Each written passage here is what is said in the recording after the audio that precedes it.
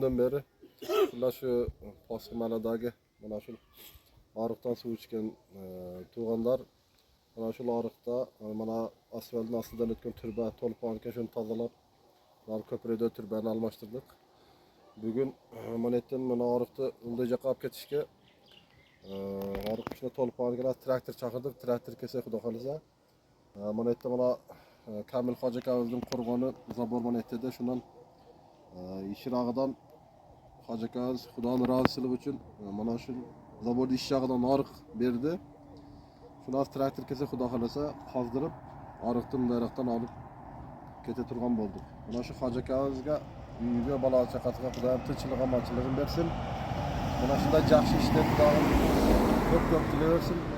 Bu işleri Xuda kalırsa ahirette Hacı Kavuz'un özüge bala çakasıga acır savunu Xuday talam özü berip kalgan tuğanlardan maşında işler bolsa el üçün Xudayın razısılığı üçün жүрgüze örelik. Mana şunda işlerdi kılışlıkka Xuday talam bardığızga tavfik berip yardım bergen bolsun. Yaxşı boldu, qasmaka mana işler Xuda kalırsa. Aytыңызlar. Daim şunday yaxşılık işlerdi başlayıver. Damla, köpçülük bollar. Yaxşı yardım berdi bollarga rahmat. Ayşen ben çalıp boylanıştım. Öz rahatsızlığımdan maşerden 1 metr yerini berdi. Anan endi tuğanlar mına başka qışlaqtın içidegilere. Mına şu eldin boluşça arığa mana şunday darak-barak жақын ekkenge demek qıvamızlar. Yani жақын bolsa şu eldin arığını ham tosup elge qiyinchilik bolot ekan. Mına şu Ayşen hem rahmat.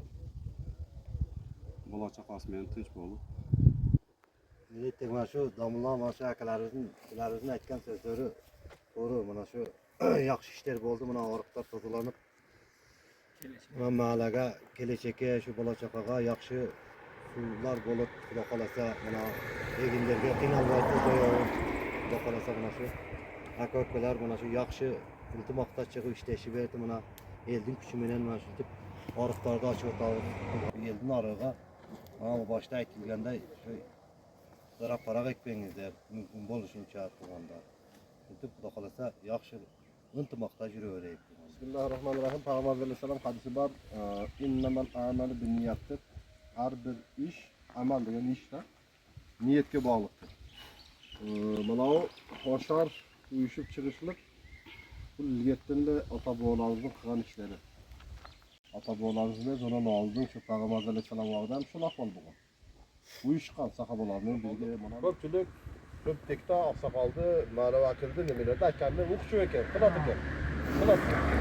Ana manda işler özümen özü cimsal bolup birdikti ketergenden keyin intimaçılık bolgandan keyin başka yakama şonda ağırlık görüngön da.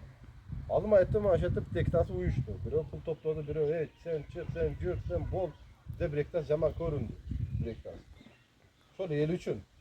Özüge emele birok yelge boldu. Alım aşop tektas şonda uyuşturmasa bana güzel katta işler boldu. Ha? Güzel güçlü iş boldu. Marağıda joldu köprüsünün oğunda başkadan koyup kengeyttik. Bunu bir ağırlıklar katlardı. Onu mana asfaltın ortası kaysı bir yıllar 20-30 yıl aldım tazalanıp onun beri bolelek iş.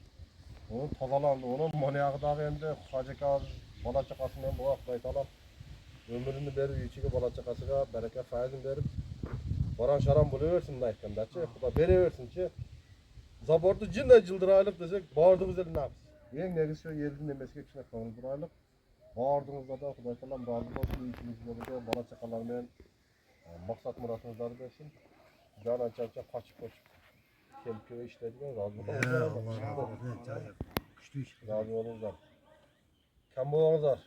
Bundan bir yağı dağını, bir yak mağla, bir yağı dağını, bir yak mağla uyuşup kazaylık dağın, hemen su kegende dağın münasa menen şuntup tartip menen işeydik.